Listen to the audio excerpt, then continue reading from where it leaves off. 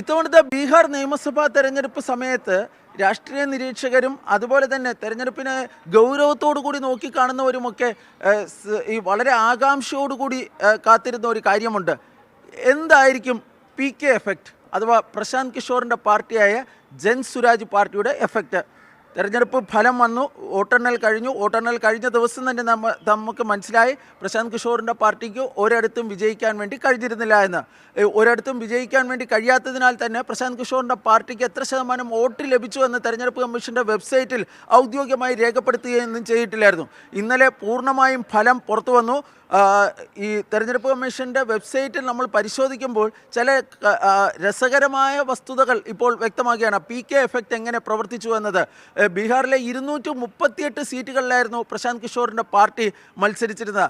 അതിൽ 236 PKയുടെ അല്ലെങ്കിൽ പ്രശാന്ത് കിഷോറിൻ്റെ സ്ഥാനാർത്ഥികൾക്ക് കെട്ടിവെച്ച പണം നഷ്ടപ്പെട്ടു എന്നതാണ്.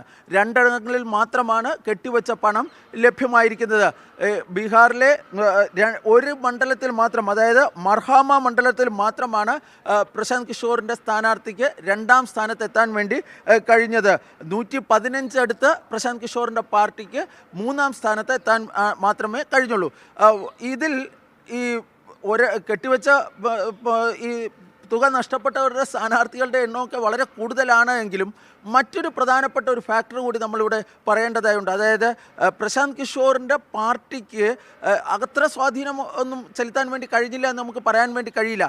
ബീഹാറിലെ 35 സീറ്റുകളിൽ വിജയിച്ച സ്ഥാനാർത്ഥിക്ക് ലഭിച്ച ഭൂരിപക്ഷത്തേക്കാൾ കൂടുതൽ വോട്ട് പ്രശാന്ത് കിഷോറിൻ്റെ പാർട്ടിക്ക്, ജൻസുരാജ് പാർട്ടി സ്ഥാനാർത്ഥികൾക്ക് ലഭ്യമായിട്ടുണ്ട്. ഈ 35 ആരെയാണ്, അല്ലെങ്കിൽ അതൊരു പാറ്റേണായി നമുക്ക് പഠിക്കാം.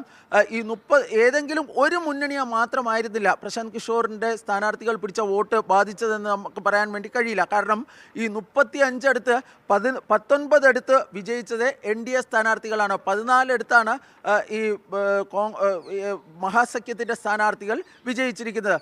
ഈ തെരഞ്ഞെടുപ്പിന് മുമ്പ് പൊതുവെ പറയപ്പെട്ടിരുന്നു പ്രശാന്ത് കിഷോർ മുന്നോക്ക വിഭാഗത്തിൽപ്പെട്ടതായതുകൊണ്ട് ഈ മുന്നോക്ക വിഭാഗത്തിൽപ്പെട്ട വോട്ടുകളായിരിക്കും അദ്ദേഹത്തിന് കൂടുതൽ പോകുന്നത്, അത് BJPക്ക് വലിയ നഷ്ടമുണ്ടാകുമെന്നൊക്കെ ആയിരുന്നു പൊതുവെ ചിലരൊക്കെ വിലയിരുത്തപ്പെടുന്നത്. പക്ഷേ അങ്ങനെയാണ് എന്ന് നമുക്ക് ഈ ഫലം അനലൈസ് ചെയ്യുമ്പോൾ പറയാൻ വേണ്ടി കഴിയില്ല. ഈ 19 NDA സ്ഥാനാർത്ഥികൾ വിജയിച്ചതിൽ 10 JDയും 5 BJP സ്ഥാനാർത്ഥികളുമായിരുന്നു. മഹാസഖ്യത്തിലേക്ക് വരികയാണെങ്കിൽ 9 RJD, 2 കോൺഗ്രസ്, 1 CPM-ൻ്റെ സ്ഥാനാർത്ഥിക്ക് ലഭിച്ച ഭൂരിപക്ഷത്തിനേക്കാൾ കൂടുതൽ വോട്ട് പ്രശാന്ത് കിഷോറിൻ്റെ സ്ഥാനാർത്ഥിക്ക് ലഭിച്ചിരുന്നു ആ മണ്ഡലത്തിൽ എന്നതാണ് ഈ കണക്കുകളിൽ നിന്ന് വ്യക്തമാകുന്നത്. അതുപോലെ തന്നെ CPIML വിജയിച്ച മണ്ഡലത്തിലും സമാനമായ രീതിയിൽ ഈ പ്രശാന്ത് കിഷോറിൻ്റെ പാർട്ടിക്ക് ഈ ഭൂരിപക്ഷത്തിനേക്കാൾ കൂടുതൽ വോട്ട് ലഭിച്ചിരുന്നു എന്നാണ് ഈ കണക്കുകൾ വ്യക്തമാകുന്നത്.